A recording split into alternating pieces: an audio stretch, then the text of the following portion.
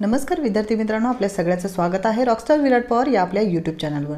विद्यार्थी मित्रांनो, पवित्र प्रणाली संबंधीच्या जाहिराती कधी येणार, पसंतीक्रम कधी द्यायचे आणि जाहिराती संबंधीचे अत्यंत महत्त्वपूर्ण अपडेट आपण या व्हिडिओमध्ये घेणार आहोत। पवित्र प्रणालीवर जाहिराती कधी येणार यावर बऱ्याच विद्यार्थी मित्रांचा प्रश्न होता। तर 2 मार्च पासून पवित्र प्रणालीवर जाहिराती येणार आहेत आणि आपल्याला न्यूजपेपरमध्ये सुद्धा पाहायला मिळणार आहेत। विद्यार्थी मित्रांनो, या दरम्यानचा कालावधी म्हणजे 2 मार्च पासून ते 11 मार्च पर्यंत आपल्याला वेळ आहे विचार करण्याकरिता की पसंतीक्रम कुठे द्यायचा आहे, तुम्हाला कुठे नियोजन करायचं आहे, कशा पद्धतीने म्हणजे तुम्ही तुमच्या मार्क्सनुसार पसंतीक्रम हा ठरवणार आहात याविषयीच्या गोष्टी तुम्ही ठरवू शकता। आणि पसंतीक्रम नोंदवण्याचा कालावधी हा 11 मार्च पासून सुरू करून देण्यात येणार आहे। त्याचबरोबर ज्या 10,000 जागा आहेत त्या जागांमध्ये काही जागा अजून ॲड होण्याची शक्यता आहे।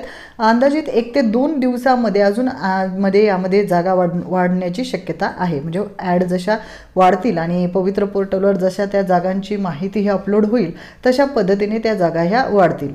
आणि यामध्ये सगळ्याच जागा आलेल्या आहेत। मग यामध्ये जिल्हा परिषद या 10,000च्या जागांमध्ये, कारण बरेच उमेदवारांनी हा पण प्रश्न विचारला की 10,000 जागांमध्ये नेमक्या कुठल्या कुठल्या जागा येणार आहेत। तर या ज्या लमसम 10,000 जागा आहेत यामध्ये जवळपास जिल्हा परिषद, मग त्यामध्ये तुमचे नगरपालिका, महानगरपालिका, मग अनुदानित संस्था, मग त्यामध्ये सगळ्या या ज्या जागा आहेत यामध्येच येतात। तर विद्यार्थी मित्रांनो, यामध्ये रयत आणि स्वामीच्या सुद्धा जागा येण्याची शक्यता आहे। त्यांची सुद्धा अपलोडिंग चालू आहे, परंतु किती जागा अपलोड होतील हे आता पाहणं गरजेचं आहे। विद्यार्थी मित्रांनो, या पद्धतीने 11 मार्च पर्यंत पसंतीक्रम देण्याकरिता आपल्याला लॉग इन उपलब्ध होईल असा सध्याचा अपडेट आहे। परंतु यामध्ये जर काही बदल झाला तर ते सुद्धा आपण आपल्या चॅनलवर अपलोड करूयात। आणि यामध्ये काही महत्त्वपूर्ण बाबी सुद्धा ॲड झाल्या किंवा जी जाहिराती आल्यानंतर त्यामध्ये पसंतीक्रम तुम्हाला कशा पद्धतीने द्यायचा आहे याविषयीचा ऑफिशियल मॅन्युअल सुद्धा येत्या काही दिवसांमध्ये येणार आहे। ते सुद्धा आपण अभ्यासूया, कारण तुम्हाला पसंतीक्रम देण्याकरिता विचार करण्यासाठी अत्यंत उपयुक्त अशी ती माहिती ठरेल।